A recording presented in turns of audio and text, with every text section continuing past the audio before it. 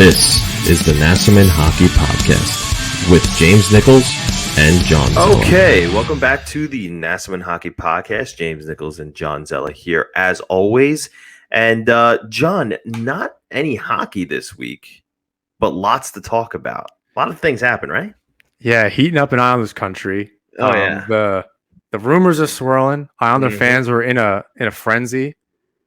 And yeah, I mean the next few weeks our heads will be spinning. Things will happen as early as this weekend.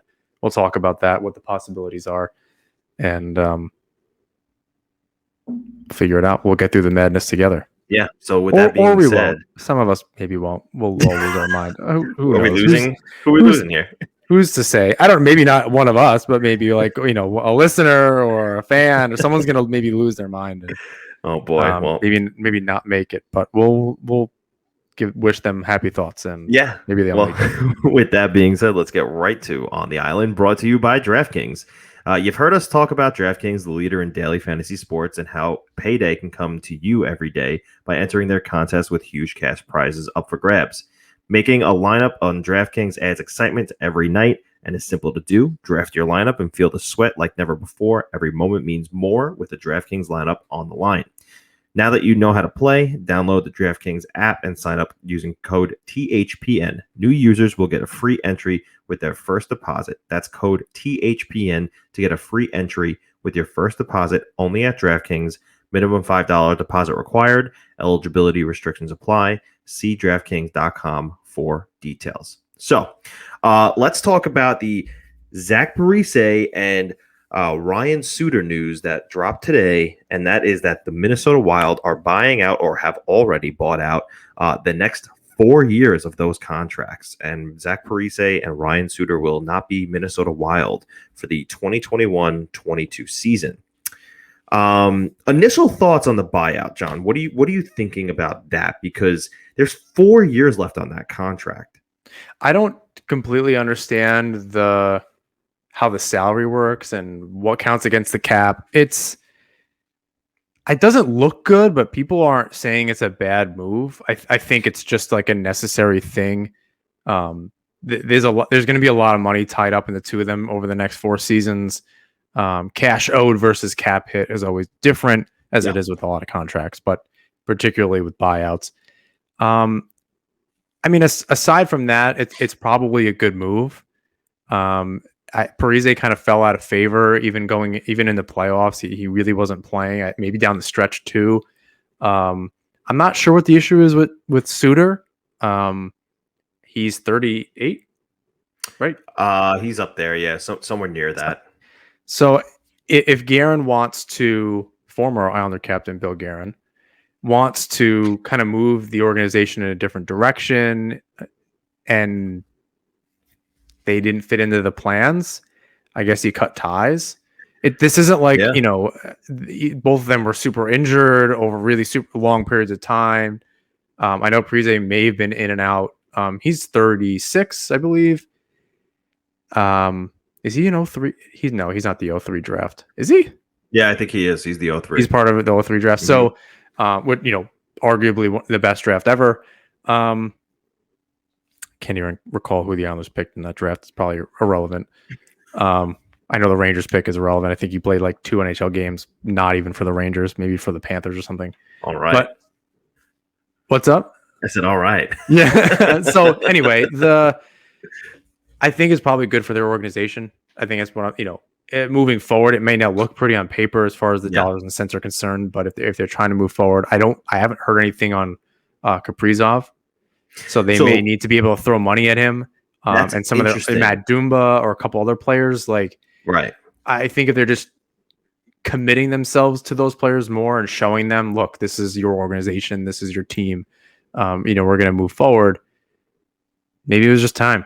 Maybe it was just time to do it. It's interesting that you brought up Kaprizov because scrolling through Twitter today, I saw somebody who is a writer for the Wild. I don't know exactly which website. I forget off the top of my head, but he suggested not Russo. No, not Russo. But he suggested that he wonders if there's an issue with Kaprizov coming back because he's an RFA.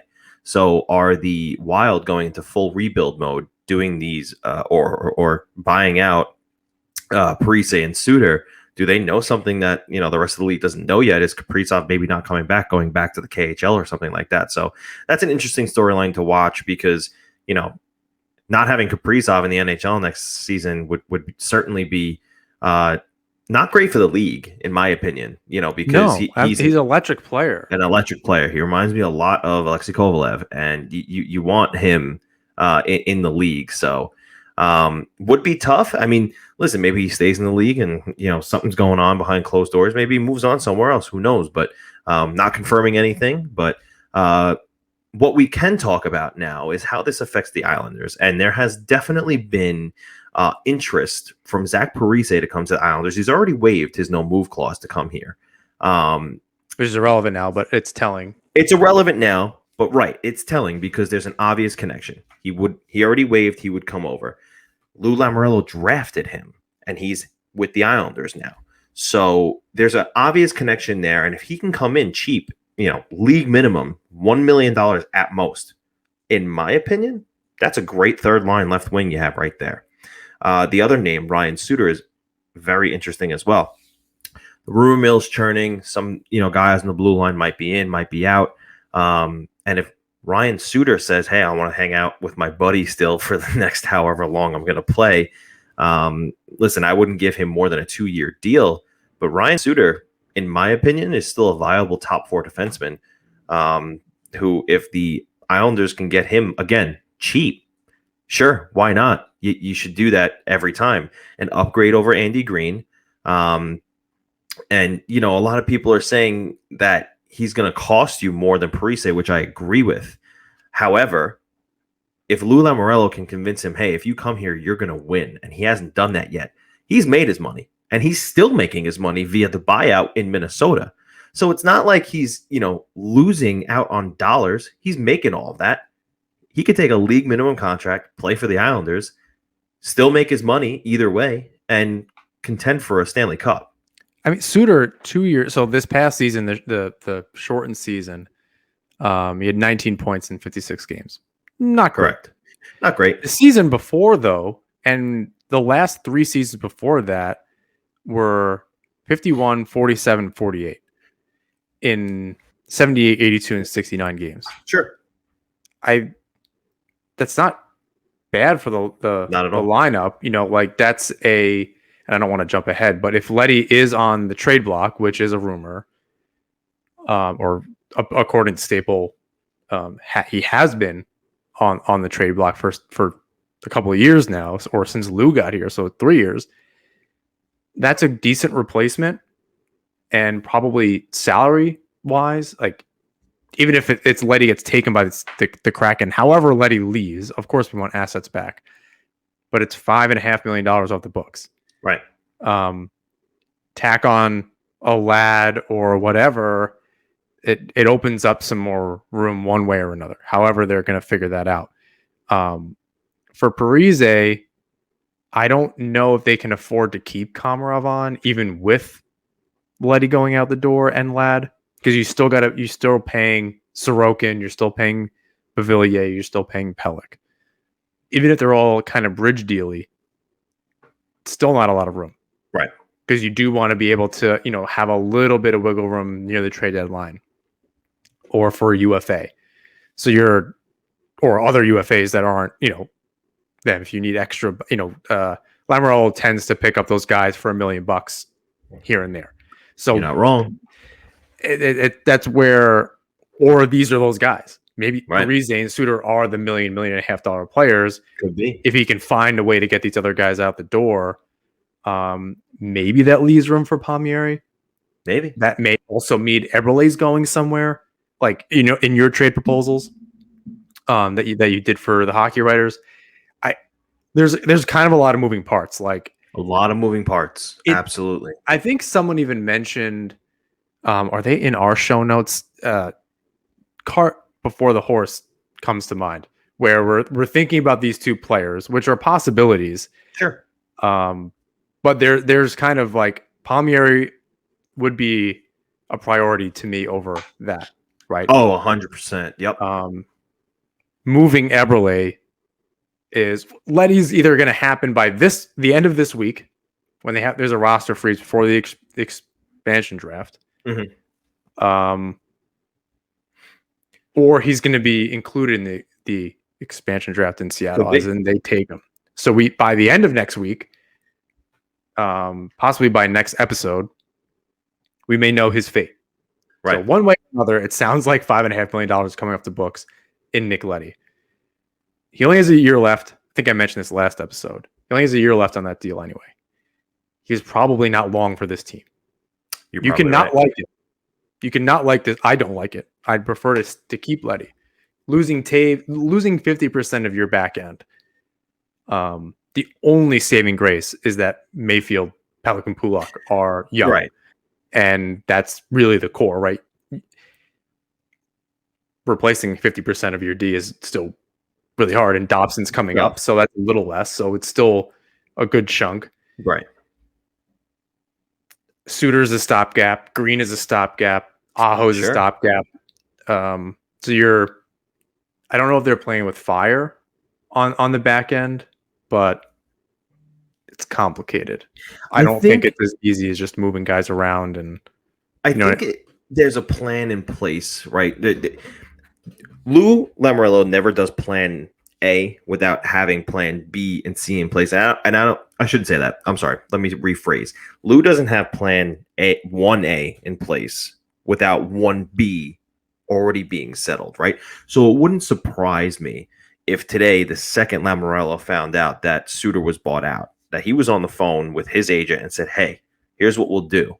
If we move Nick Leddy, will he come here for a year, 2 years at $1 million for a chance to win a Stanley Cup? And if they have a handshake agreement and they sell off Leddy for a handful of draft picks, in my article today, I suggested that Leddy would go for a second round pick and a B tier prospect, right? Because we saw what Duncan Keith got, which we'll talk about later in the episode as well. And Nick Leddy, frankly, is better than Duncan Keith, and he's costs only a couple thousand less, but he's better, and he's got one less year on his contract. But he's 7 years younger. 7 years younger. Right. So you're getting a top 4 defenseman who skates 20 minutes a night. Those don't grow on trees.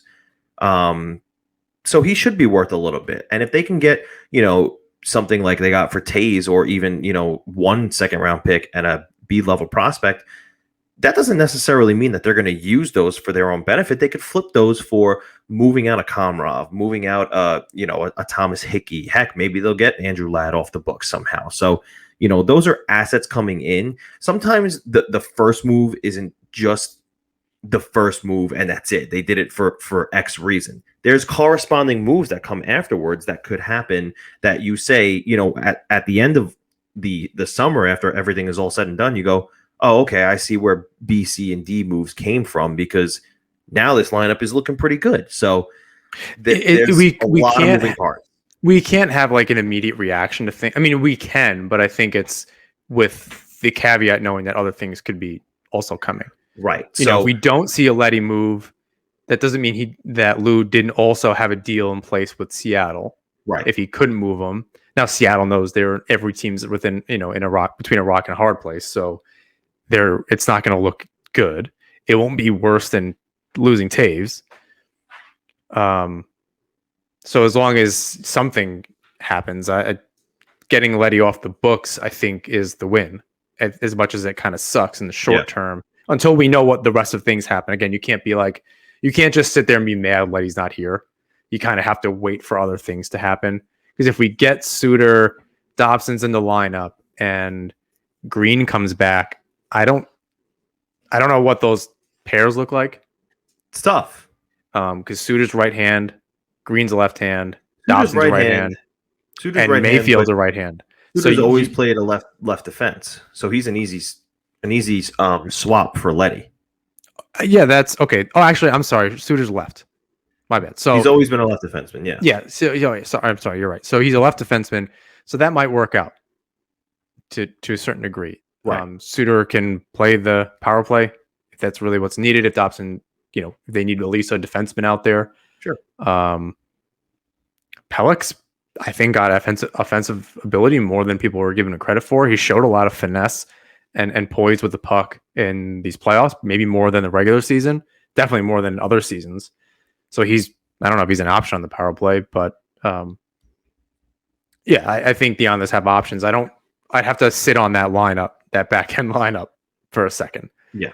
I don't know that I want two guys to be well over 35 or 35 plus on your back end. Like I don't know that that's ideal.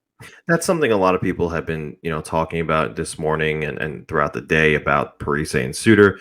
Listen, there's definitely going to be interest from Lamoriello in both of those guys. It's in my mind, it's a 70% chance that Parise will be an Islander, 50% chance that Suter will be an Islander in my mind.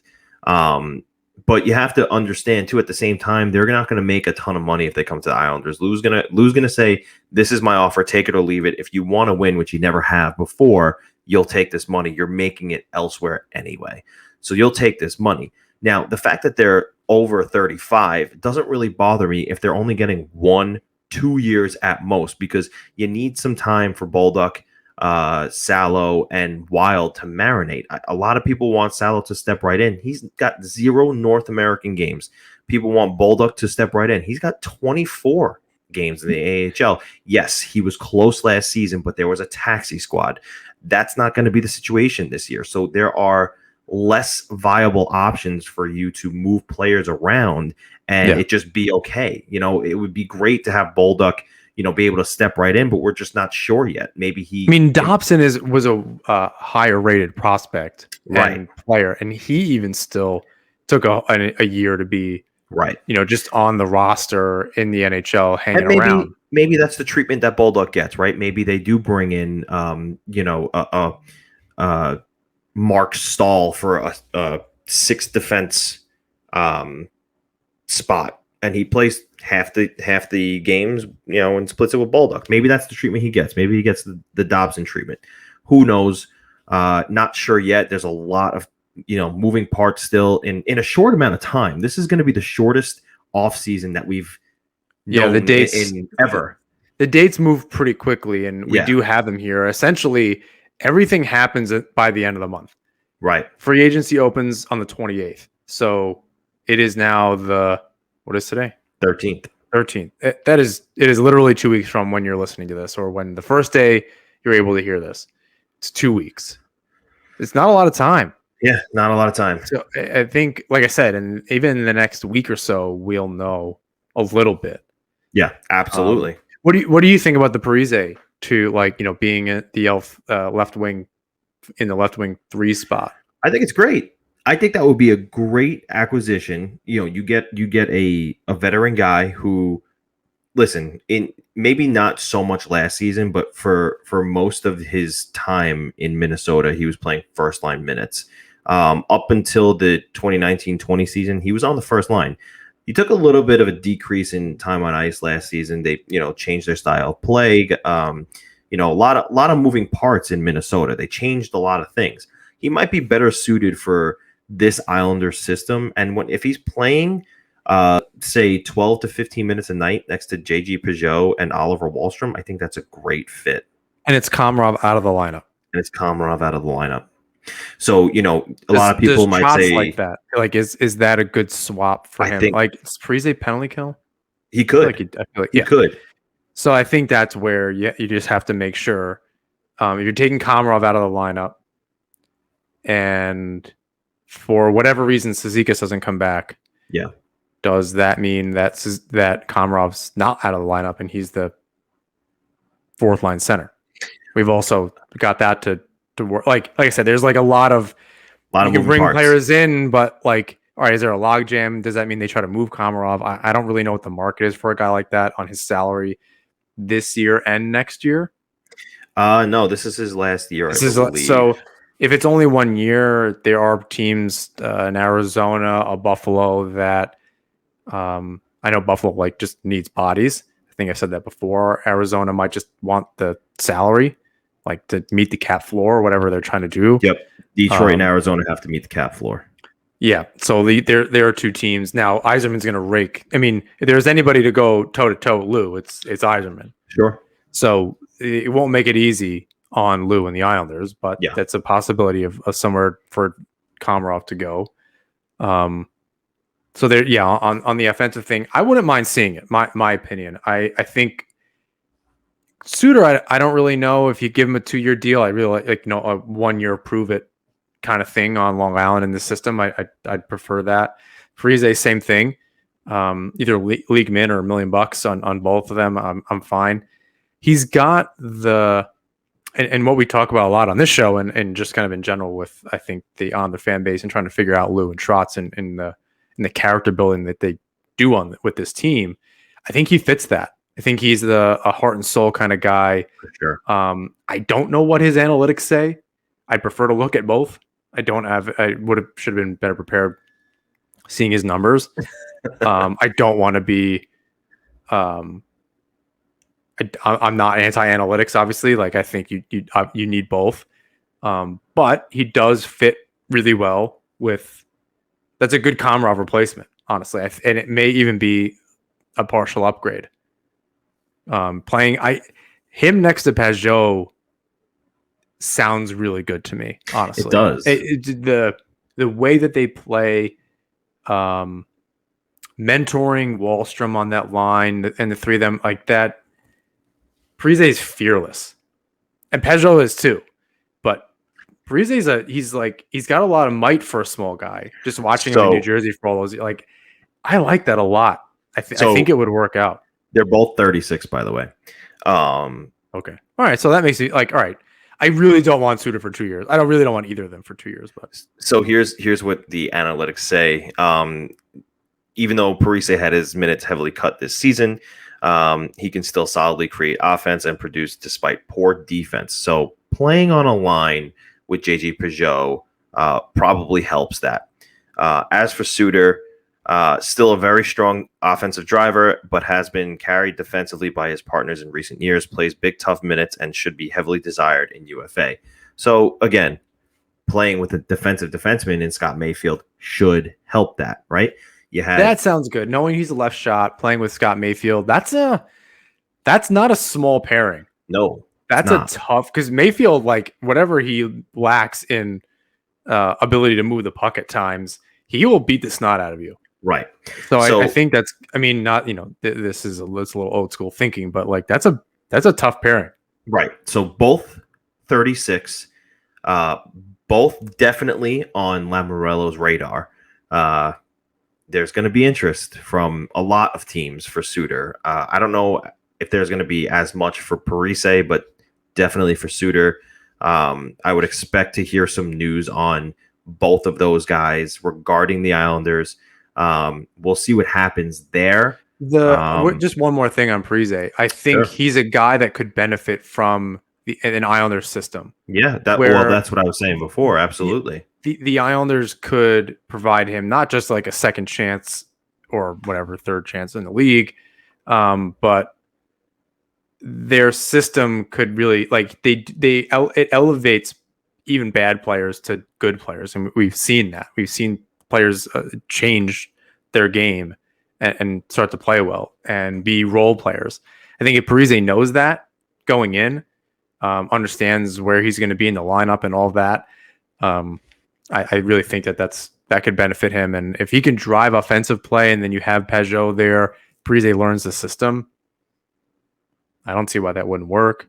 He won't be worse. Yeah, absolutely. And I think that, not only would Parise be a good third line fit with Pajot, but I think he'd be a great third line fit with Wahlstrom too, because you're talking about a guy who is a former multi-30 goal scorer who could drive the net, who could help groom a future 30 goal scorer in Wahlstrom.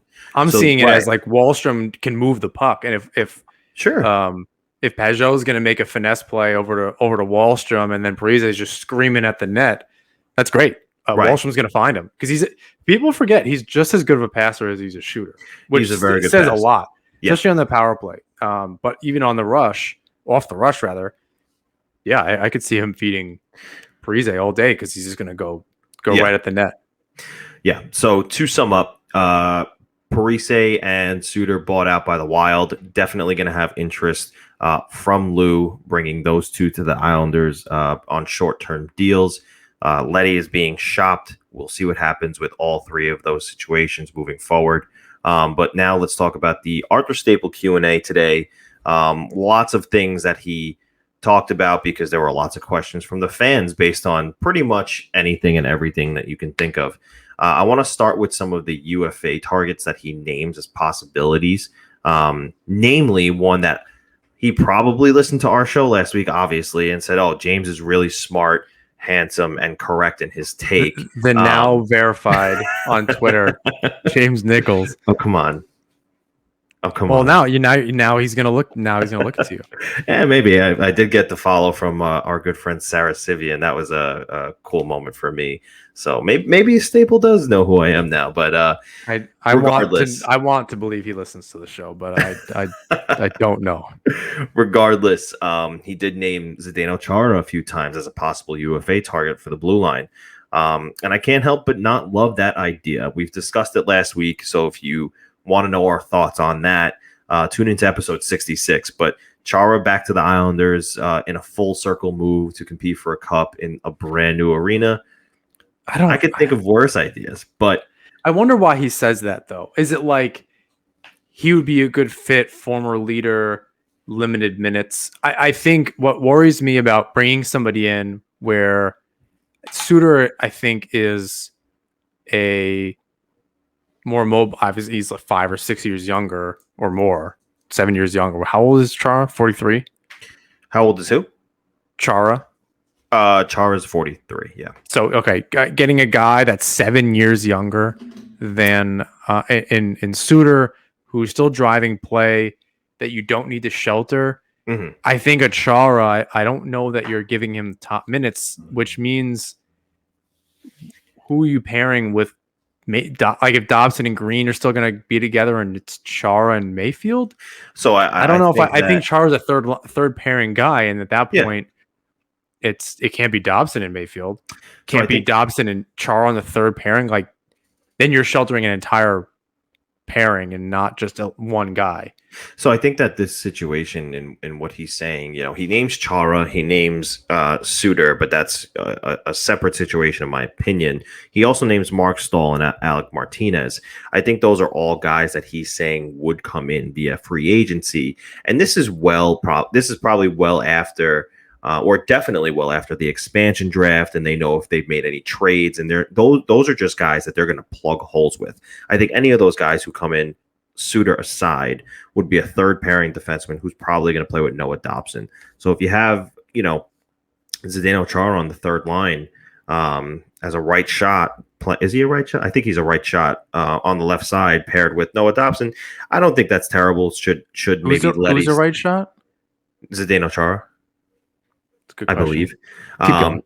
But, I don't think that's a bad pairing, Chara and Dobson, should the Islanders keep maybe Nick Leddy, and the second pairing is Leddy and Mayfield, or maybe he's a left shot. Maybe, is he? Okay. So, even if it is Suter and Mayfield, that's the second pairing. I think there's nothing wrong with him as a third pair guy. And like we said, maybe someone like Bolduc surprises us in camp, and it's a split year for Chara and Bolduc, and he's mentoring some young guys in Dobson and Bolduc. So we'll see what happens there. He just mentions those guys as possible UFA targets for really plugging holes that the Islanders need to fill after most of the the lineup is filled out. And again, those are definitely viable options to have in your top six. So we'll see what happens there. Speaking of Bolduc, he does believe he and Salo will need to marinate in the AHL this year. And I tend to agree with that. Like I said before, 0 North American games for Salo, only 24 for Bolduc, no taxi squad. So I don't know how much you want those guys maybe watching from the press box. The Noah Dobson experiment seemed to work, but he still gets sheltered minutes. So do you really want him, them sitting for 48 games? I think they probably benefit more from playing every day in the AHL. I'd agree with that. There's, getting guys North American experience, between the two of them for 24 games, and it's really one player that has it. Yeah, you let them get used to the system. If anything happens, you know that you have some players like I would say Aho is the closest, and if nothing else happens, if a Char doesn't get signed, if a Suter doesn't get signed, then you do have Aho there. He's already on the books, I believe.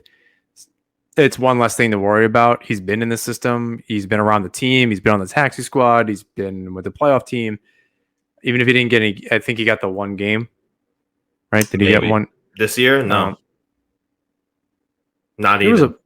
All right, didn't he? Oh, it was Hickey. Didn't Aho also get a game? Maybe didn't one. Aho get a goal? Maybe one. Yeah. So I don't say like if it was maybe a game because Aho played and then Hickey played. That was it. Could be something like that. Anyway,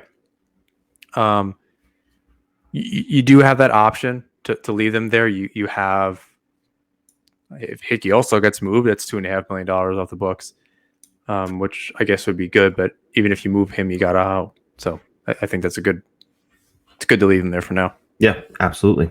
Andrew Ladd gets mentioned, and of course, there were a ton of questions about it. Are the Islanders going to move Ladd? And the consensus was that that he believes the contract is movable now more than ever because there's only 2 years left, and he's already been paid the bonus, so he's really only owed $5.5 million next year. They'll still have to deal with the cap hit, but the dollars that he's owed is only going to be $5.5 million next year. So on a scale of 1 to 10, he gave Ladd a 5 on the possibility of moving, which is not bad odds. And he names Arizona and Detroit as landing destinations, but also indicates that it's going to cost you your 2022 first round pick. That'll be 3 years in a row that the Islanders are moving their first round pick. But this is the time that we're living in. We're living in a time where the Islanders are trying to win the cup. And first round picks, this year, look at Pittsburgh. This year, look at what they were able to do. Right. This year, especially, I mean, in the 2021 draft, we don't really know the value of a first round pick because there was such spotty play. We don't have a 2021 pick, so it would be 2022. But now you're talking, if you're competing and you're gonna get pick 26, let's just say, that player is probably not playing for 2 to 3 years. So, if it's something that's worth it, he says, it might benefit the Islanders to do it. It's a tough price to pay, but we'll see what happens with Andrew Ladd this summer. Possibly nothing. We'll see what happens. A lot of questions about Parise and Suter. Says that there's going to be interest for sure. Depends on the price. Don't need to go long-winded there. We said the same thing. We agreed. Another free agent came up, Taylor Hall. Someone asked him about Taylor Hall. No interest. There's no interest. The Islanders could have had him. They moved on from that idea, and I wouldn't bet on them circling back to it this offseason or probably ever. Now, somebody asked about what happens if Casey Cizikas leaves. Islanders can't sign him. Who's going to replace him? I know, John, you said before it would be Leo Komarov. Just because he's in, if you can't move him and he's on the books, yeah, you're not going to sign then another guy. In my opinion, I don't know that you do that. Right. Maybe. But his first response was Travis Zajac is an obvious fit. Maybe on a league minimum deal. Something that he wants to do. He liked where he was. Maybe he wants to return as well. I think that means you can't bring in Parise. Like you literally don't have the roster space. Again, a lot of moving parts this summer. We'll see how it happens. Yeah. We'll see. I understand the one for one aspect of that, but to me, like you said, there's a lot of moving parts, but it doesn't make sense that right. If you move Komarov and you bring in Parise and Cizikas leaves, yes, I see Zajac coming back, which would be really interesting having very old Devils on the roster. It's the New York Islanders. Something like that. New Jersey Islanders. Sure, I said Islanders. Yeah. Anyway, moving on. You tried. You tried. We'll cut that. That's fine. Someone asked about the power play, and it wasn't great this season, and they wanted to know, if the coaching staff might have been shaken up a little bit, or, if there's anything that they can do to improve that there. And his short answer was, with the possibility that Wahlstrom's going to receive a promotion to the top 6, maybe get some power play one time. He thinks that it'll automatically get better if he is on the same power play as Matt Barzal. Not only that, he thinks another year of Dobson on the power play is going to benefit him. He thinks that he should maybe take another step forward in being the power play QB there. So he thinks, regardless of personnel behind the bench working on the power play or special teams, Wahlstrom and Dobson are already going to make it improved for next season because they'll have taken another step forward. I think the issue, a little bit of the issue with the power play, and I agree that Wahlstrom would continue to have a positive effect on it. There's too many righties on that, and you have Barzal on the off wing, correct, which is fine if you find him room to step towards the middle, but then everyone hesitates with the puck. Wahlstrom provides you with that trigger, which is great, but it's too perimeter heavy. Correct. So I don't want the issue then becomes Wahlstrom overcorrecting too much. Right. And that was one of his points. You'd have to find a new spot for Barzal. But, if they can figure out where that spot is, Barzal creating room and feeding Wahlstrom is just a recipe for success. And it's definitely something that you want to see moving forward. You need Barzal below the hash marks. Yeah. It doesn't give him a great angle, and then both defensemen can cheat to that side. If they're both looking past, though, which is part of Barzal's problem, is that he too often looks past and needs to be a little more selfish. Mm-hmm. Defense can overload on that side or cheat to that side, which may open up the bumper spot, right, or the off wing. And the issue is that you need a lefty over there, to tap it home, which is Anders Lee.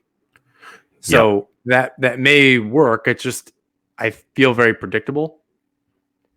Maybe, right. So that's where you kind of need to play with that. So is the Capitals power play with Ovechkin, and he scores regardless. So if you had that kind of a shot, that's true. I think the issue with the Islanders is that they're too methodical with the puck on the sure. power play. So it's if you're going to move the puck that slow, you're not going to be as successful as you could be. What makes the Capitals thing is they know, even Stamkos on the Lightning. What makes it successful is that they just do it. Yeah, they're not going to lie to you. They're just going to do it, and they're going to do it really quickly, and that's what makes it successful. The Islanders do not do that. They're going to have to learn how to zip it around. For a team that operates less on thought and more on a system, they should be better at the power play. That's a good point. It does not make it that much sense that a team that relies so much on a system cannot string 3 fucking passes together. It just doesn't make any sense to me. They exit the zone beautifully. Their neutral zone regroup is great. All that the transition game. I don't understand honestly how they fail kind of miserably on that. Right. They found a way in the playoffs to here and there to score some big goals, but yeah, for who they are, it doesn't make that much sense. I almost forget that Lee is going to come back, and that changes the dynamic a little bit. Yep. It definitely makes the second unit better, and that might be what needs to be more successful. They know Barzal is going to be in the first unit, so that second unit has really got to be buzzing, and that makes things better if you're going to keep a Palmieri around, if you're going to have Pajot, if you're going to have Parise in the bumper spot taking abuse like Lee does. It could work out. Yeah. So. Yes, I agree. Wahlstrom on the first power play unit, shoot the goddamn puck. When asked about Nick Leddy and some possible trade destinations where he could fall, the Minnesota Wild came up with, given the situation now, they might be interested in taking Nick Leddy on. And he's from Minnesota? He's from Minnesota, and it probably would be a post Seattle Kraken expansion draft move. But those weren't the only destinations. Depending on the course of these teams' futures, Buffalo, Arizona, and Detroit might be willing to take on Nick Leddy. They might have interest there. So if unclaimed, this was an interesting one to me. If unclaimed, he believes that Kiefer Bellows is not in the Islanders' plans for the 2021-22 season. Thinks his time is up on Long Island, and they could be moving on from Kiefer Bellows this summer, whether that be taken in the expansion draft, because he does say that he believes Koivula will be protected over Bellows. That will probably do it for Kiefer Bellows here. If he's left unprotected, I could see the Kraken wanting to take him. I don't understand that. I mean, I think if Cizikas comes back, where does Koivula go other than being the fifth center or the sixth center? I think the mindset there is that regardless of who comes back, the value of said player, what they can do, maybe trade chip wise, the value is more with Otto Koivula. He might be more coveted than Kiefer Bellows. For a league that is depending on entry level contracts, I understand this team. I'll say this. I guess I understand that Bellows might not be in the NHL plans for the Islanders, but to say that his time is up on Long Island and that they might be just trying to move on from it, I don't understand. Again, for a league that depends on these kind of contracts to move forward, salary cap wise, you need the young infusion. You know, you can only do a Parise and a Komarov thing for so long before it just doesn't work anymore. It could not work next season. This could not work next season. I'm super surprised to hear that. He needs to develop a little bit. I think Wahlstrom was ahead for sure, but I don't know if Bellows needs to fill out. Does he need? He hasn't really spent that much time with the team. I'm just not really sure why they would do. They have a bare covered. They're not going to have a first round pick again this year. If they need to move Vlad and use that, they're not going to have another. Oh, this guy was what pick was Bellows? High. He was a 19th overall first round pick. What are you doing? That makes zero. Now, this is just Staple. I think we need to preface this. He is a wealth of knowledge and a go-to guy for the Islanders. This is also his opinion on this. Could be his opinion. I mean, it weighs more than ours, but that's of all the things he's said, I very rarely disagree mostly because he has the information.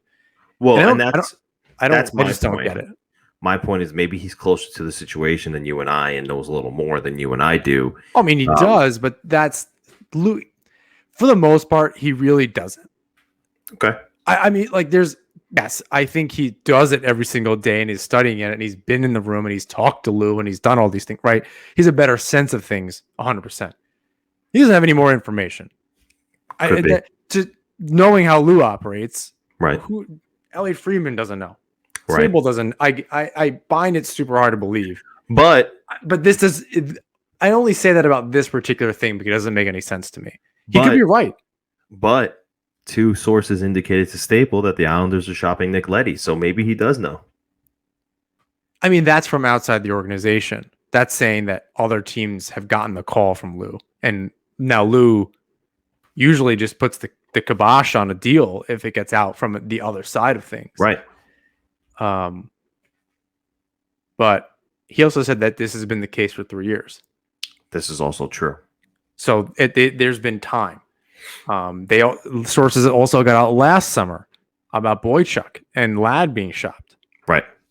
So that doesn't surprise. The trade stuff is easier to believe because there's another side to it. That's true. This from the inside, he could be right. I give him credit. He is right a lot. He gets this team. It just seems fishy to me thinking long term about this team. It does not sit well. The future of the team, knowing how guys develop, watching guys like Niederreiter, watching these. He didn't get a shot. I hate to bring Hosang up. Like, there have been guys as of late that just didn't get a shot with this team. Look, you put Bellows on the first line, and if you're going to be like, well, it didn't work, okay, maybe he's not a top line winger. There are not a lot of those. To say like, oh, he's not in the future plans of this organization, fuck off. Like, that doesn't make any sense to me. I don't see it. Not sure where the mindset is, but I can't. It is what it I is. can't make And maybe sense they're of ready it. to move on from Kiefer Bellows. Funny that you mentioned Josh Hosang. He will be a UFA and will be moving on from the New York Islanders. There's no doubt. It is finally 25. He's going to join like Detroit or Buffalo or something like that. So he's going to be a bright spot on someone's third line or second line. Somebody did say the same thing, and he had a good point, and I tend to agree. He probably is going to go overseas. He's going to have to prove himself first. He'll come back maybe in a year or two after he does prove himself overseas. I don't know, a cheap guy like that who needs something to prove. Nobody took him for free on waivers multiple times, so we'll see how it shakes out there. With Josh Hosang, but he's officially, as of the unrestricted free agency period in 14 days, no longer a New York Islander. And we don't have to talk about it anymore, except for when I find out who he signs with, I will let you know. This was an interesting one to me. Somebody asked about who the Islanders could be targeting that we're not talking about right now. And he said if Johnny Gaudreau is available, Lou Lamoriello is calling. So that's an interesting one there. I had seen that they were possibly working on a long-term extension with Johnny Gaudreau in Calgary. So I think Calgary has a lot to think about with the future of their organization. Mark Giordano's old. They have a couple of guys who maybe aren't really working out there, and like Sean Monahan, I don't think they are fully invested in him as their number one center. I heard rumblings. It's possible Matthew Tkachuk could be traded. So there's a lot of moving parts going on in Calgary as well. And Johnny Gaudreau has been a long time desired wing to play next to Matthew Barzal. We'll see how that situation develops. That also presumes that Eberle gets, if Leddy gets traded and Eberle gets snagged, then yes, that trade. I would hate, man, that one of the staple scenarios, I don't think it listed this, but now and this is before the Parise buyout, I imagine things like, there's that third scenario. The new worst case scenario is that Leddy gets traded, Eberle gets taken, Palmieri doesn't sign, Parise does, and Parise is in the top line with Barzal and Lee. I don't want to see that. That would be a fucking nightmare. It would be tough. However, I don't think it's super likely because the Islanders are no longer a destination where players veer away from. I think people want to play here. I'm saying like not a Gaudreau thing. Palmieri, who knows? If you can get a deal and I don't know what Gaudreau's contract is, but if you can get his contract's going to be cheaper and he's younger. So he's going into his age 27 season. I believe, if I'm not mistaken, he makes about $6 million a year. So he's younger than Eberle. He's younger than Palmieri. He's more expensive than both of them, but he's younger. So he'll be around for a little, potentially a little bit longer and playing on a top line, an actual true top line winger. And, not to take anything away from Eberle, but he's just too streaky. He didn't live up to that. He was a huge part of the 2019 run, and that series, that sweep against the Penguins. You can never take that away from him. But really, outside of that, it's been a lot of streakiness. So I don't totally understand it. And Gaudreau only has a year left at 6.75. Yep, I was just gonna say 6.75, and he has a minimum no trade clause. So modified. What did I say? Minimum. Modified no trade clause, so he'd have to waive to come here. I don't see why he wouldn't, but he would have to waive. In talking about some depth pieces, what that third line might look like, he meaning Staple had named Anatoly Golishev a bunch. Would be a left wing 3 fit. I don't disagree. I did a bunch of mock trades myself. He played an open, fast style in the KHL, and I think he could certainly keep up with JJ Peugeot and Oliver Wahlstrom on that third line. That presumes Parise. I think in all of this, and Staple didn't do a good job at saying, yes, he's a good fit if this other thing doesn't happen, and he's Well, not qualifying things, he's assuming we're all qualifying it. And if you know anything about some Islander fans, that's not what they're doing. Yeah. He's thinking rationally through. I see that and go like, well, yes, but only if blank. I think the problem with that is all of this via the Q&A was going on in the midst of the Parise and Suter. And that's fair. So it was all at the same time. Didn't probably have too much time to think about it, mull it over. So maybe, if he does another one in the next week or month, things might be different, or should be different. But if there is no other option, Anatoly Golishev would be a viable option for that third line left wing. And again, like I said before, I did some mock trades and mock rosters. I agree. And this was, again, all before all this went down. So I could see Golishev on that third line. And if he's not, I have a hard time believing that he's going to stay in North America. I think he'll go back to the KHL. I don't think he wants a part-time gig in the lineup or an AHL gig. I think he's here to play in the NHL. And if there's no room. Like, again, it depends on what happens. If Parise comes back and Komarov is moved, Ross Johnson's also around. What are you doing? And who knows? Maybe he's part of a deal.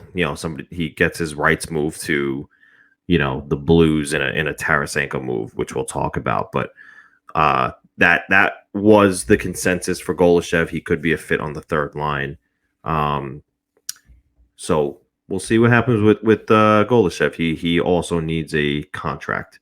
Last but not least, somebody brings up the point that I think we spoke about last week as well. Is it possible that the Islanders could trade Varlamov? He says he highly doubts it, and I tend to agree. It would be a desperation move to clear cap, and I don't think it's going to get that far. He said the same thing. And, like we've said before, Lamoriello loves an established net. He loves the fact that Varlamov is his guy. He loves the fact that he helped him get his future guy in Sorokin. And he loves them together. And Varlamov, again, is just continuing to help groom Ilya Sorokin. So I highly doubt you see Semyon Varlamov on the move. He said the same thing. I wouldn't put a bet on the fact that Varlamov is on the move. Any thoughts on that? I don't think he gets moved either. I think he's sticking as the sidekick for Sorokin until his contract is up, or even after that, if if the Islanders move to Sorokin kind of taking the net. Nothing would happen with Varlamov until Sorokin. When you see Sorokin playing more often, that that offseason you may see something, right? Depending on how old Varlamov is at the time. Whenever that happens, this is going to be Varlamov's third season coming up. Correct. And he's on a 4-year deal or a 5-year deal. 4. So, it's worth keeping an eye out for. I don't think his contract's long enough to just want to move it. They've done really well having a 2-goalie system. I think a lot of teams have, and then they choose their player in the playoffs. I don't think the Islanders get past where they do this season without both goalies. They don't exactly have a pipeline. Sorokin is it. So unless there's another trade coming to bring in a solid 1B, Varlamov's not going anywhere. It would have to. That would be so much more devastating than a Taves like move. Yeah, 100%. I don't think I have a hard time believing that. Yep, that happens. I agree. All right, let's move on to NHP's free agency mailbag, and this was a mailbag for anything that could happen in the offseason, such as free agent signings, trades, organizational moves. And we got a good amount of questions here. First one from our colleague, Colin Newby at The New Beginnings. He is a Philadelphia Flyers writer with the Hockey Writers, and he wants to know how much will Casey Cizikas realistically cost in an average annual value? It's a great question. Something I've wrote about a couple of times, and I have him sitting somewhere between. It depends on the term. You take off some term, you have to tack onto dollars, and vice versa. So I have him either at 4x3, 4 years, $3 million AAV, or a little bit longer, maybe 6 years at 2.5. We said this last week, John.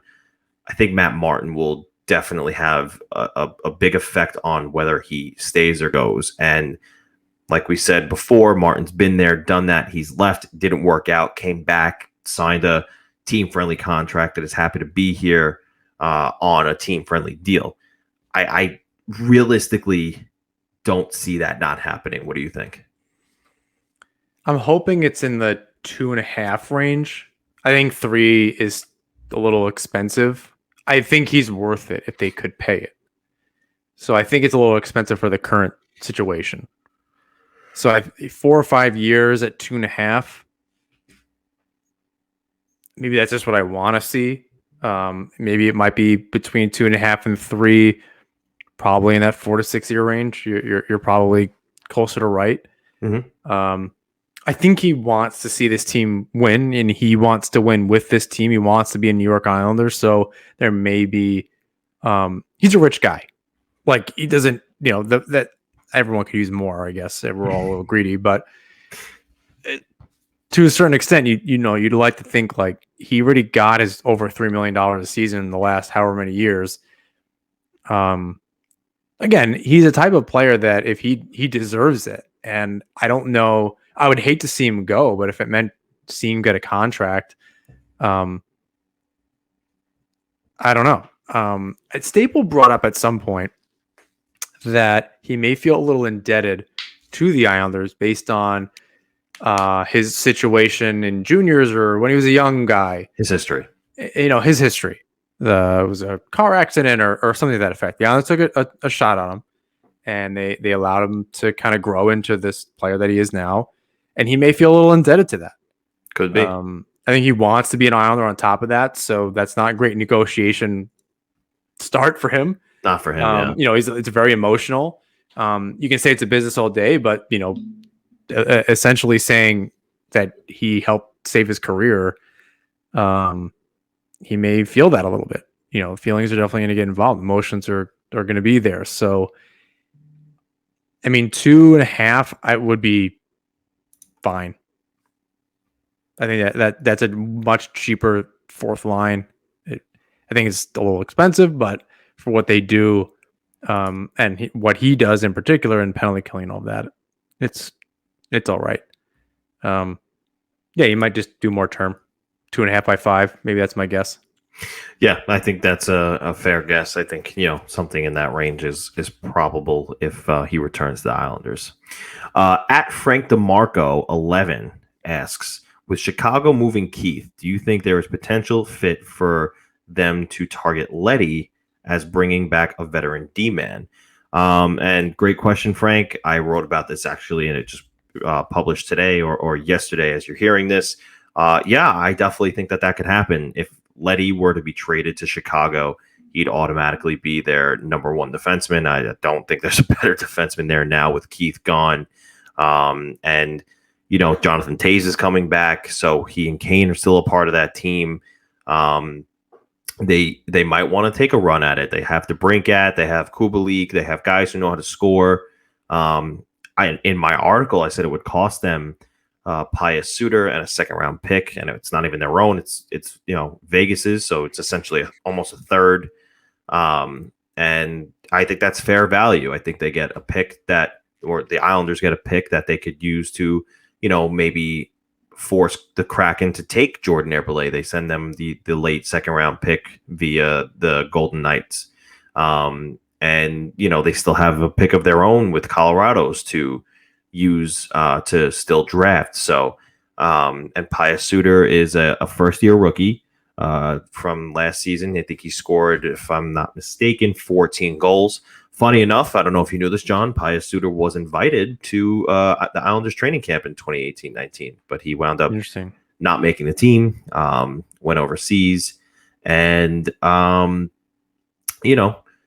they let him go. They said, you're not going to make the team. So we went overseas, signed with the Blackhawks later, and had a successful rookie campaign. So he's listed as a left wing. He played center for the Blackhawks, but I could see, he could be a possible fit a young RFA, 25 years old. This team, the Islanders, could use some more youth that's NHL ready. So Yeah, I'm not sold on Chicago. It's possible that it's opens possible. up, but It's not I think definite. there's rumors and talk about Chicago going after Caleb Jones' brother, Seth Jones. Correct. So if you don't see something with that, now the clock's ticking more for the Islanders.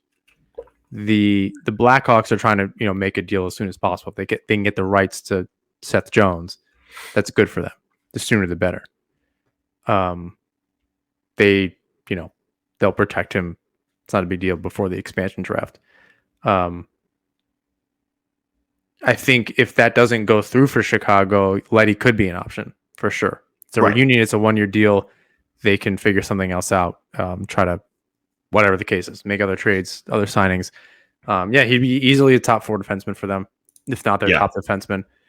Seabrook's done. So Leddy can come back. A little bit of reunion. They've tried it with other players from those runs. I mean, I'll say this about Leddy, and I know what and we're this is kind of going back a few weeks now, and things are under continued investigation in Chicago with the Blackhawks and that 2010 team. Something to keep in mind in all this, and I didn't see this anywhere. Staple didn't say this. I'm speculating. I know what Leddy's comments were in regard to that, talking about the organization. I wasn't really pleased with how he discussed that. So maybe he doesn't have a negative view of the organization. However, a lot of other players on that team have spoken out, and we've talked about that. I wonder if that would be a deterrent. If I don't know what Leddy has any trade protection. I don't know what respect level he and Lou have in conversations. I wonder if Leddy even wants to go back to Chicago. He's part of that 2010 team. If he and Lou were going to have that conversation, Lou seems like a pretty straight up guy. He's talking about it with Nick Leddy. Nick might just say, "Hey, no, I'm not going back to that organization," or I really prefer not to do that. Lou can just not abide by those wishes. That's perfectly fine. But I don't know. He has no trade protection, right? Am I making that up? No, he doesn't. So, I mean, Lou could just do it, but I wonder if Nick Leddy would be really happy going back. And I know that's not the point of what our show is. It's about doing what's best for the Islanders. But it's a people thing too. And I don't know. I don't want to say I'd be willing to bet because I honestly have no idea what Nick Leddy thinks of the Chicago Blackhawks organization, but he was there for 2010. So I wonder, I don't know, if maybe Lou would ask him about it or something. I don't know how that works with trades. I know sometimes you just get a call and it happens and you move and that's it. Yeah, he might not even ask. I don't know if, listen, players are on social media, right? And that's something that's been, swirling for the past couple of days since the news broke. So, maybe he approached him about it, but or his agent, Nick Leddy's agent goes to Lou and says, "Look, could be that too. Yeah, anywhere but Chicago, or whatever the case is. There's still 31 other teams to deal with one way or another. Whether that's like making the deal with the Kraken to make sure that you can give up less Leddy plus less, or just Leddy. That winds up being okay. Again, bear covered, so you don't want to just like sell even your B-level prospects at this point. That's pretty much all you have, especially if Staples, Wright, and Bellows is out of the door. Pure speculation based on absolutely nothing other than he was on that 2010 team. So I wonder if he had anything to do with it, if he'd want to go back, is what I'm trying to say. Well, other teams that I had as possible fits for Leddy in my article today, the Kings, Los Angeles Kings, they do need another high-profile defenseman or mid-profile defenseman. I think they're going to make some moves. I think they're going to make some moves too. They might be in the Eichel sweepstakes. I've heard that a lot. So if they're going to be, shelling out the dough and they think they're going to try to make another run, they have Doughty and Quick, and Brown is still there. Like Kopitar is still there. If they're going to, that's not a bad retool. Getting an Eichel, getting a Leddy, seeing what you can do with Quick, and kind of going from there. There's some young guys. They have a good Ontario Reign are really good. I don't know that Leddy to the Kings. Yeah, it makes sense for the Kings. On a year for a year, you give it a shot. they have about 14 million in cap space right now. No major re-signs this offseason, just a couple of RFAs who are just probably due for qualifying offers. And after Drew Doughty, they have Oli Mata, who's pretty much hurt all the time. So, they could use a guy who eats 20 minutes a night, and that's Nick Leddy. So could see a fit there. They have a plethora of prospects. And, I named one of their A-, B+ level prospects in Arthur Kaliev. He's another goal scorer who he had one game in the NHL last season. He happened to score in that game. He's 20 years old, but he's another, mid to high level prospect who could come over with a second round pick. I think that's my price range for Leddy. I think with a year left. After seeing what Duncan Keith got, he got a B level prospect. Yeah, but Ken Holland being a shitty GM doesn't make that's the market right now. But right now, that's the market. That's what you think it is. I bad teams making trades. Sorry, my back's killing me. The bad team or bad GMs making trades. I don't know. I don't think that's the market. I should say this. Him being an idiot isn't like, okay, great. Now this is the market. Since that happened, that should be the ask. That's what I should say. I mean, it is Lou, but you're, I don't know what Rob Blake's, right? He's still the GM. Rob Blake, yeah. I don't know what his track record is on trades. They've not been good. So, they got Carter off the books. There's a little more room there, but I suppose a little more room there. So in LA, it could be. You're not wrong that it sets the market. I just don't think Lou's going to, expect, okay, Ken Holland's a moron and Edmonton's on fire. So I don't know that you can set your, be like, oh, okay, I can get that too. But it is Lou, so we'll see. And let's, we can be flexible and say that the return could be a handful of picks. Could be. I will not be flexible. I'm rigid in my opinion. I'm kidding. Okay, good. So just one way of thinking. Just one way. Yes. There's no room for movement here. We are. No, I hear what you're saying. I wonder. It probably doesn't help Rob Blake if that's the market. If what you're trying to say is Lou is going to be Lou, and if Ken Holland was an idiot and set the market, you're not going to talk Lou down from that. Correct. So I can get on board with Lou muscling his way into a good deal to get something for Leddy, which I think ultimately is the goal.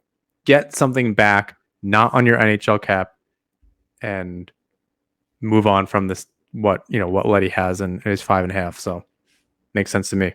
Yeah. Clark0614 asks, how serious do you think Lou is about bringing in Parise and blocking guys like Bellows, Koivula, and Golashev? Good question. I think he's very serious about bringing in a guy like Zach Parise because he's a big Lou Lamoriello guy. Parise was drafted by Lamoriello, signed a monster deal by Lamoriello. There's just an obvious connection there. Parise waived his no movement clause at the deadline last season to come over to the Islanders. In exchange for a lad, which that would have been a headache. I think what's thinking about things like that. If Lee still gets hurt and Palmieri is not there, and you have Parise, Islanders don't make it as far. Maybe not, and it's a blessing in disguise that literally time ran out on the clock. They said that there was not enough time to work out the logistics of the money. Because that means Parise's cap hit doesn't go away, and it's that big number and not $1 million or $1.5 million. So it's a blessing in disguise. I think so. They'll find a way to get rid of Lad. Yeah, right? I think they'll find a way to get rid of Lad now, and I think that Parise is likely to come in. We already said that the Islanders might be done with Kiefer Bellows. Otto Koivula is not so much a winger, so it's really tough to navigate where or think about where he's going to play next season. Just a roster spot. Yeah, a lot of things need to change first for him to even get in, right? If Zizekas goes, maybe he gets in. Maybe. Not sure yet. I think what we said about Koivula last week is that he's just not he's not a fourth line grinding guy. Yeah. He's got the size, but he does have a little bit of finesse. Yeah. He's a third line winger, maybe like power forward type guy that I don't know if he kills penalties or not, but they're different players. It takes up a roster spot bringing on Parise. Like I said earlier, if you can't move Komarov, I don't know. Koivu and Aho just got shafted. I think they were up and coming guys that looked like they had potential that just have not been able to get on consistently. Yeah, and the Islanders had a number of those guys at one point. Still have Dal Cole to consider. I don't know what his status is too. Yeah. So he's an RFA. You throw him in the mix. Is he going to be in the A? Like, that's a roster spot. Like, I just don't see, to your point with Golishev, I feel like they're going to bring back Dal Cole, and then you're still going to have Comra and you have Ross Johnson. Like, you have 3 13th forwards. Like, yep. Where's the room for either of these guys? Yeah, a lot to consider. So, Bellows and Koivula, yeah, I definitely think that Parise trumps him, and even Golishev, as Clark asks, he definitely trumps Golishev too. Lamoriello just likes to go with what he knows, and he knows Zach Parise. He knows how he plays. I think he has a good idea about him going on the third line with Peugeot and Wahlstrom. It's probably just going to work out. It's the system for Parise. It's the fit for Parise, and it's likely to work out much better than Golishev. Now, we could be completely wrong. Maybe Golishev wins the roster spot and he shines there, and that would be wonderful as well. Because then you have another 26-year-old winger, and suddenly the core of your team is looking a little bit younger. But I think if Lamoriello does have the chance to bring in Parise, albeit on a cheap deal, it's going to happen. I think he's very serious about bringing in Zach Parise. At NCanny2 asks, if the Islanders do get Vladamir Tarasenko, here we go, John. What do you think the lines are going to be for next year? So, if they get Vladimir Tarasenko, that means going to the Blues is going to have to be another hefty contract. The obvious fit for me is that would be Jordan Eberle. And attached to Jordan Eberle, a couple weeks ago, maybe last week, Arthur Staple had Eberle and Beauvillier. I can't see paying that price. Now, Vince Dunn did come in as well with the Tarasenko deal. It's just tough for me to say that Beauvillier is going to go. A couple of reasons here. One, he's a young top 6 guy still. 2, he's Matt Barzal's best friend, and I think that should matter. You don't really want to ruffle his feathers. He's got 2 years left on his contract. I don't see Beauvillier moving from the Islanders. Lamoriello has already stated that you're not going to see a Devon Toews kind of if he can help it situation, yeah. Right? If he can help it. So I really don't see Beauvillier moving on. Now, talking about Tarasenko, and Beauvillier 2 seasons now. Beauvillier is an RFA. There's not a lot of leverage. He can just not show up, and right. Barzal did that too, right, last year. Now Beauvillier is not Barzal, right, but it's still a tactic.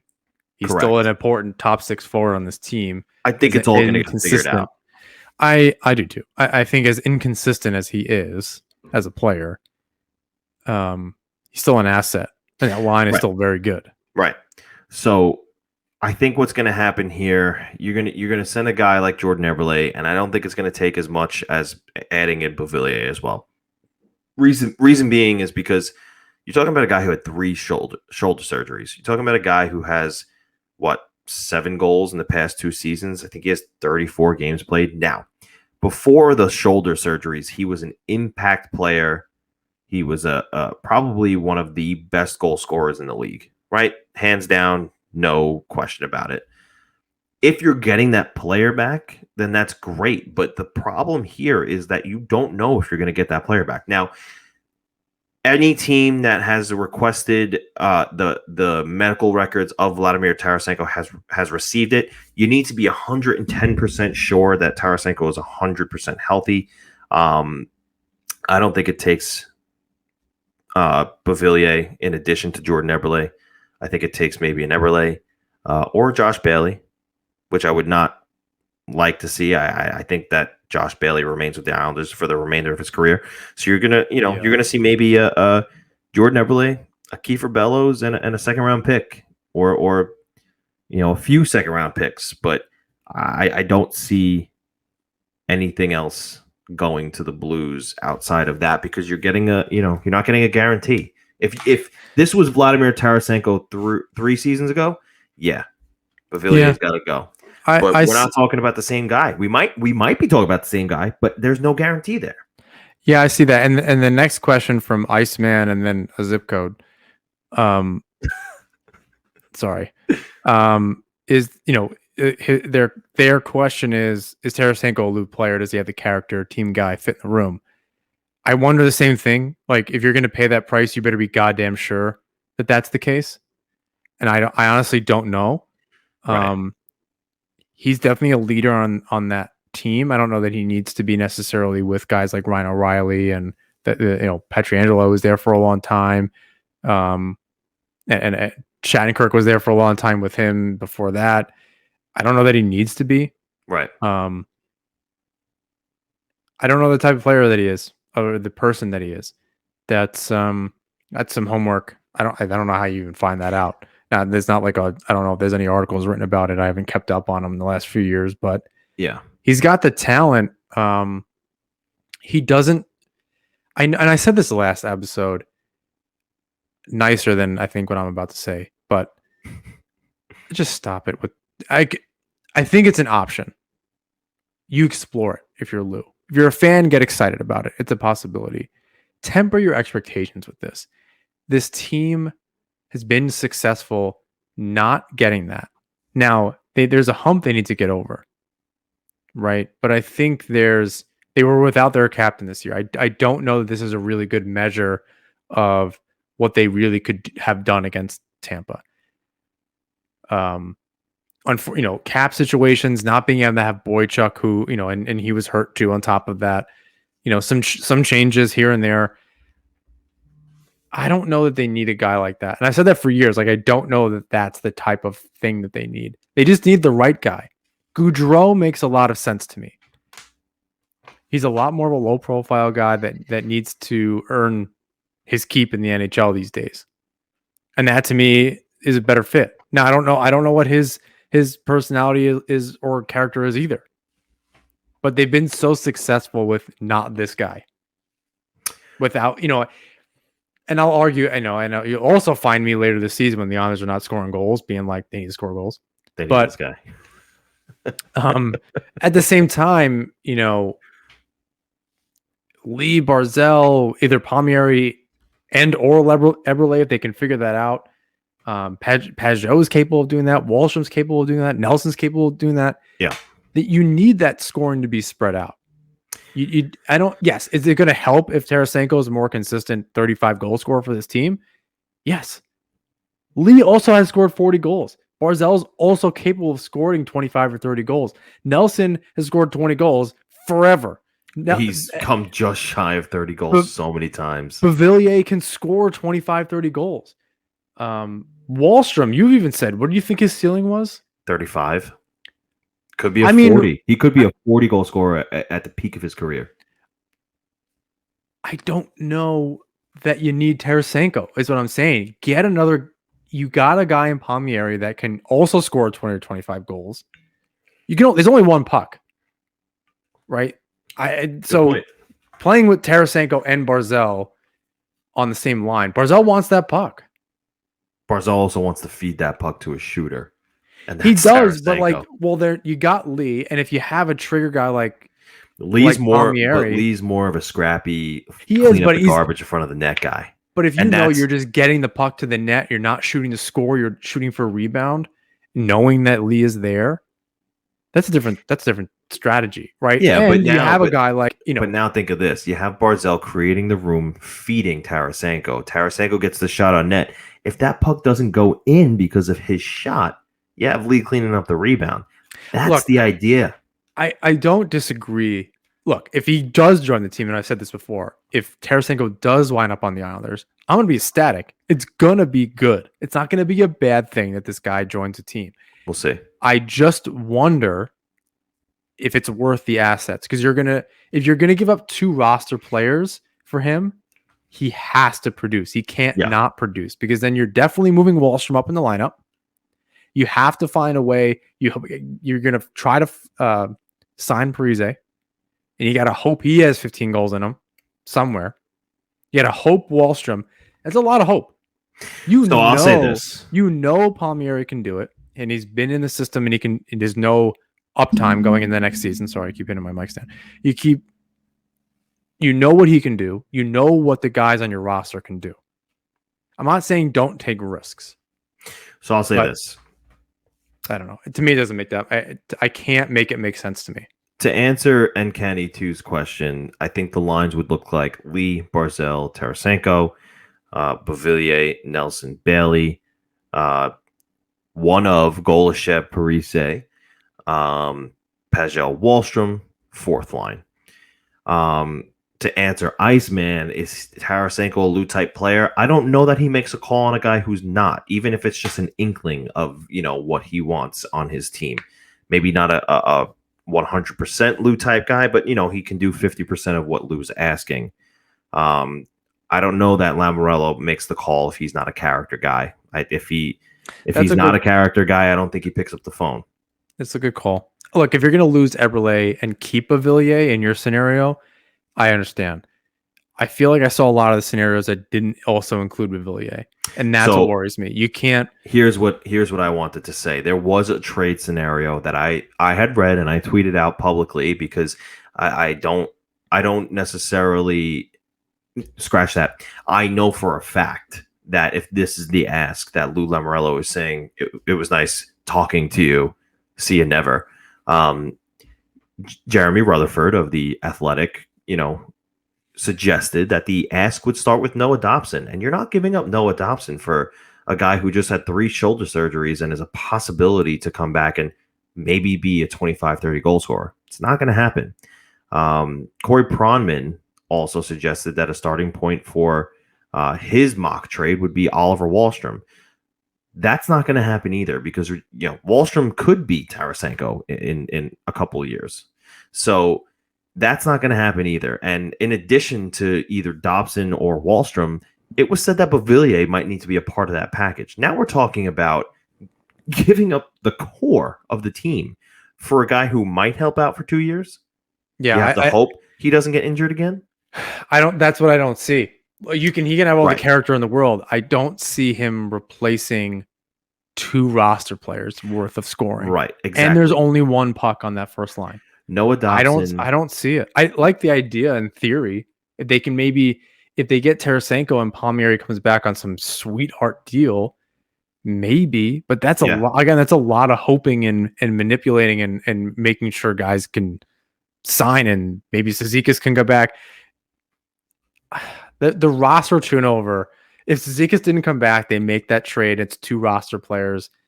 I just. The whole point is to not blow it up. Keep hearing that from Lou directly. We're going to try to keep this team together and only add to it. Right. You're going to lose a player here and there. That's bound to happen. And he said that. But a player. Right. So that's very different than like making this a whole thing.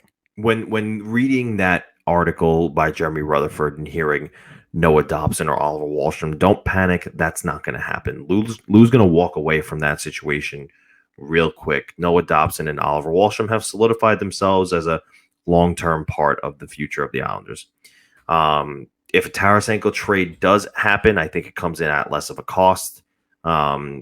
Player-wise, you might have to end up, forking over a draft pick you don't want to.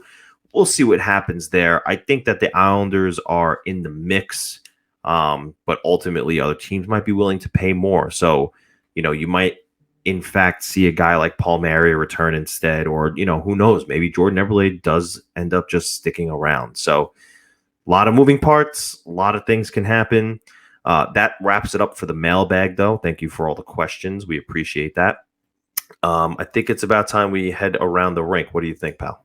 I think so. It's been a while. Okay, let's head around the rink and let's talk about Pierre Aguirre on the move from NBC. Now he goes to, there was no more NBC, but now he's with the Ottawa Senators. remind me, is he the head of central scouting now for the team? VP of player development or something like that. It's VP of player development. Something to that. Yes. So I'll say this about Pierre McGuire. A lot of people love him or hate him. And say what you want about the guy, but nobody knows hockey and players and personnel more than Pierre McGuire. He knows about a 4th round pick's brother. He knows about his math grades in 3rd grade for some reason. He knows so much about these players coming into the league that I think that he's actually going to be good for the position that he's in, and I think he'll do Ottawa some justice. A guy that has said analytics are stupid and relies very heavily on the eye test. I don't see that working. It doesn't make any sense to me. I think that he is one good part for them because every single team in the league now has an analytics team, right? So just because he doesn't believe in analytics doesn't necessarily mean that it's not going to work. He's going to be one of those guys who's major eye test. The analytics team is going to be major analytics. And then, the head of the organization is going to take both of those opinions, put them in a blender and see what they get. I mean, yes, he's been around the league, between TSN and NBC. I'm happy that he's just not on TV anymore, and maybe we'll hear less from him. Being in the Canadian market is great. I just not hearing from him, and maybe not doing any good for Ottawa.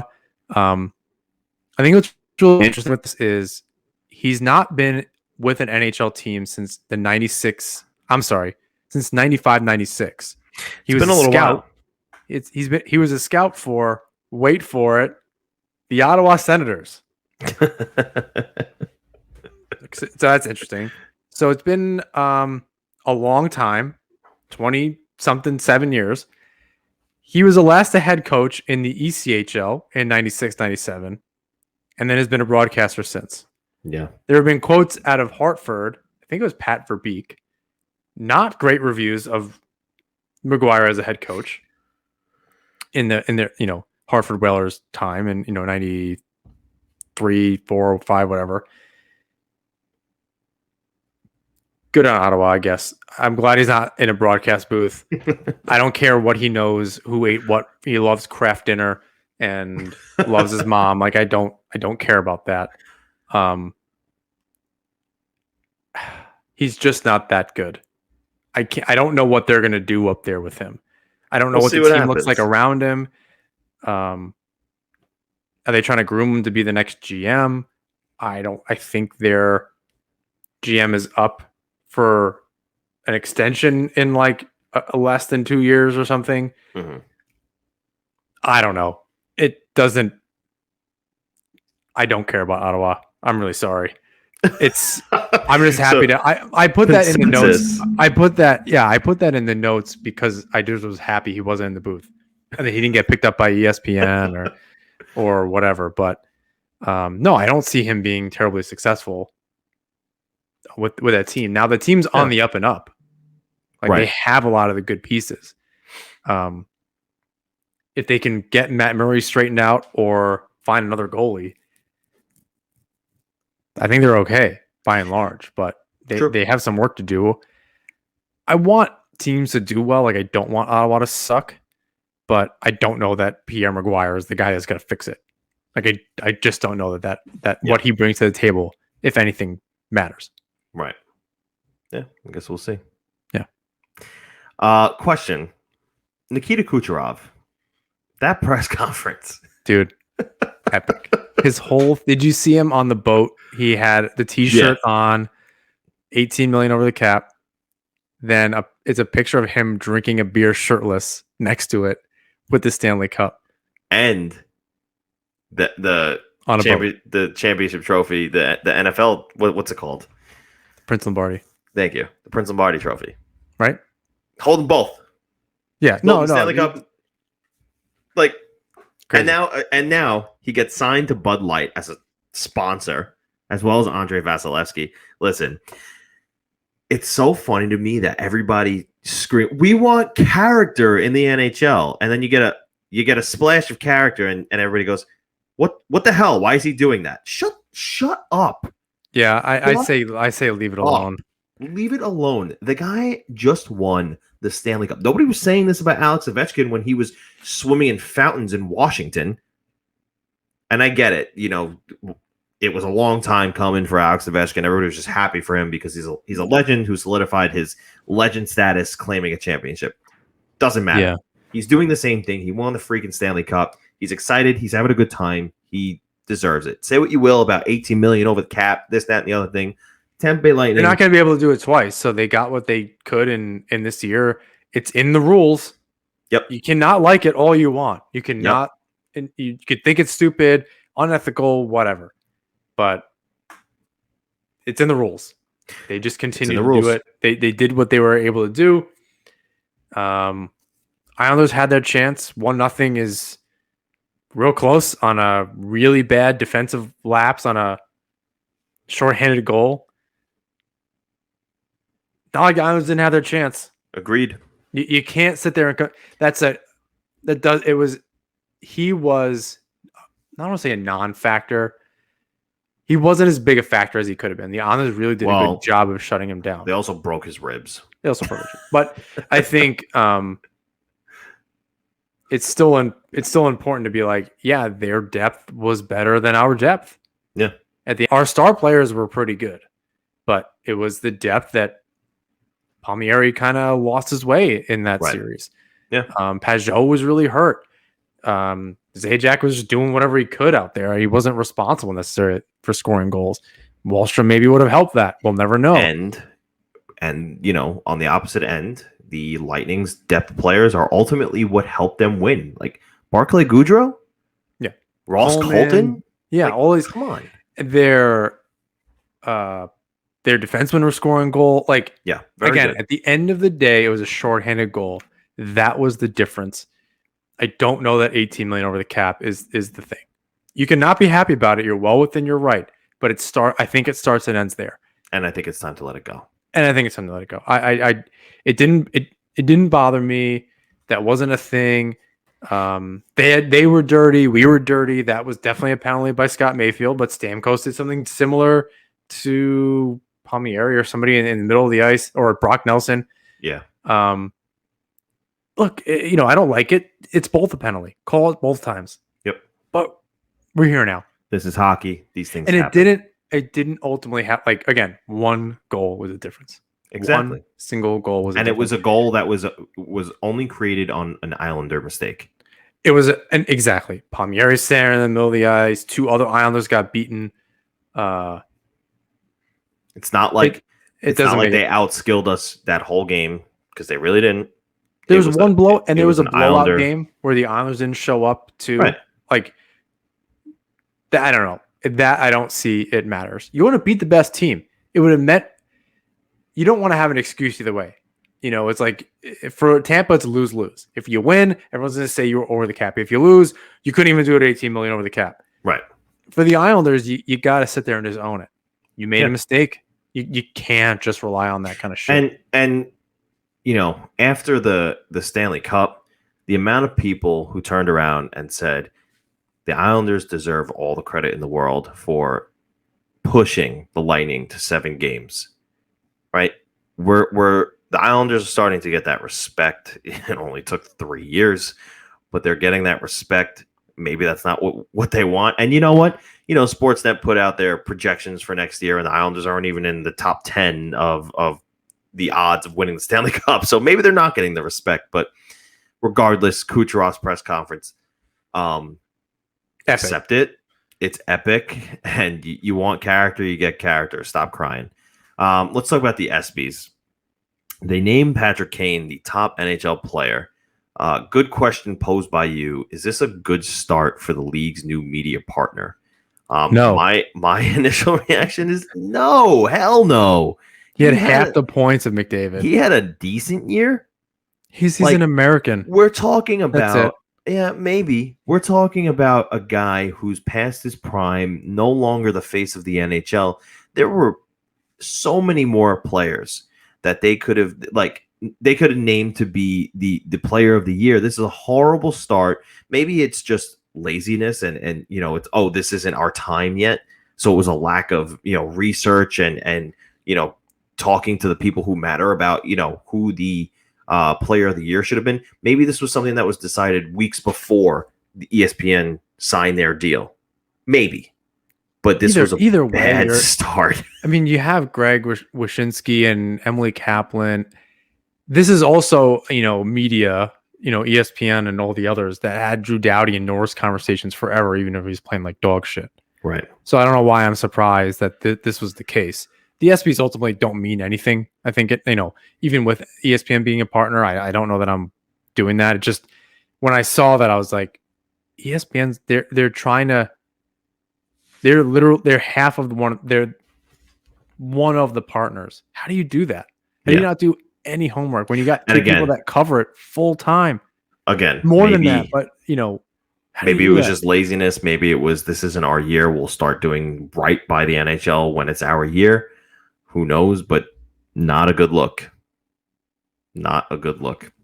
Duncan Keith to the Edmonton Oilers for Caleb Jones and a 3rd round pick. There was also, I forget the name of the prospect. The B-level prospect goes the other way to the Oilers as well. No salary retained in this deal, which is surprising because Duncan Keith makes just under $6 million a year. You said it earlier, it was a bad deal for Ken Holland. But make no mistake, the young guys in the room, i.e. Leon Draisaitl and Connor McDavid, they wanted a veteran guy around like Duncan Keith. So yeah, they don't need him.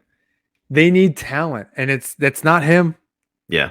What they're trying to do, I don't know that you need a guy like Duncan Keith. It doesn't make. Well, here's the thing: if Connor McDavid walks into the office and says, "Hey, go get Duncan Keith," are you going to tell him no?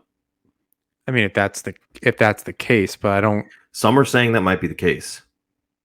I didn't see that. Maybe I missed it, but I would hope Connor McDavid has better judgment than that, or that Ken Holland was like, "Listen, Connor, no, he is not good. Let me tell you why we're not going to do this, and here's what I am going to do instead to make our team better." Yeah, I wouldn't now. Players surprise people all the time. What's his face? Giordano had, late. Do you want a Norris at 36, 37? Duncan Keith's not proven that he can still do it. So that's why I struggle to give him the benefit of the doubt. He really does need to prove it. Change of scenery helps. There's a reason why he wanted to go back to Western Canada or go to Western Canada. Maybe that helps too. We'll see. But on the surface, at first glance, it does not look like a good move. Yeah, not too great. Great for the Blackhawks, but not great for the Oilers. The surprise transaction of today or yesterday, Pekka Rinne retires, and that's not something I expected. He had a tough year. I think UC Saros took over the starter role in Nashville, but I expected him to stick around a little more. I think he's in his mid-30s. I thought maybe he had a little bit left in the tank, but I don't know. Maybe the writing was on the wall for him for most of this season when Nashville wasn't doing well. I mean, they wound up, picking it up, and that was when UC Saros was in net. But Pekka Rinne retires. Great career for him. He was one of the best goaltenders I've ever seen play the game. And, even though he wasn't that status recently, he's still one of the greater goaltenders. He was the best at one point in my fandom. So he was a top goalie for a really long time. Yeah. Helped Nashville get to that Stanley Cup final where they lose against the Penguins in 2017. They've never really been able to regain form from that. Yeah. Salary cap issues. Duchesne doesn't work out.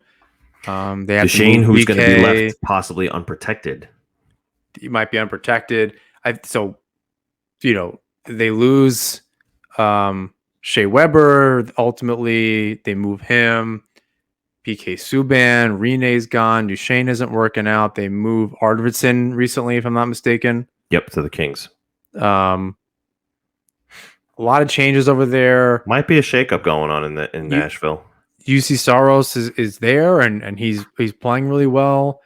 If they weren't planning on bringing Rene back and they just needed the cap space to do other things, Saros is also an RFA, so he needs a contract. So they needed a couple bucks for him. They have other plans for people. If they, maybe a buyout's coming. I don't know for whom. And it's interesting in Nashville. I feel bad because they were kind of like a St. Louis for me, where I thought eventually they were gonna do it. Like they were always right there. They St. Louis, I gave up on them by the time they won the cup. But for years I was like they're right there, and they couldn't get through LA or Chicago for a long time. It was going back and forth. They never had a chance to go up against a Penguins or someone else to kind of really challenge for that cup. Right. San Jose was in the mix for a long time. You're going through that, kind of the Central for years and years. That included Nashville. It was really tough to get out of there. I always had Nashville did make it. They just couldn't get past the Penguins team that was really, really good, winning back-to-back cups. Now they seem a little lost to me. I don't know. John Hines didn't do a super great job in New Jersey. I don't know. I still question that pickup by Nashville. I don't know if he can really turn that around. I'm still baffled by Duchesne just kind of never gaining traction and being the player. The number 3 pick was Hedman 2. He was 3 in that draft with Tavares. Correct. It's amazing that he just never picked it up, and it could just be the teams he's been on. It could be, he's a lot like Taylor Hall, where he's like really, really good, but like something's missing. Like there's a thing that's just not there. Yep. So maybe he can regain that this summer, this winter. If Nashville can retool a little bit, they still have some talent there for sure. But yeah, like you said, some shakeup going on in Nashville. Yep, quite possibly. But that about does it for episode 67 of Nassauman Hockey Podcast. Thank you to the Hockey Podcast Network, the Hockey Writers, and of course, all of you, our listeners.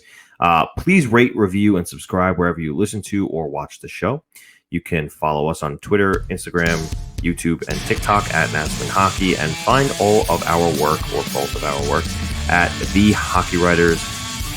Until next time, everybody, let's go Islanders.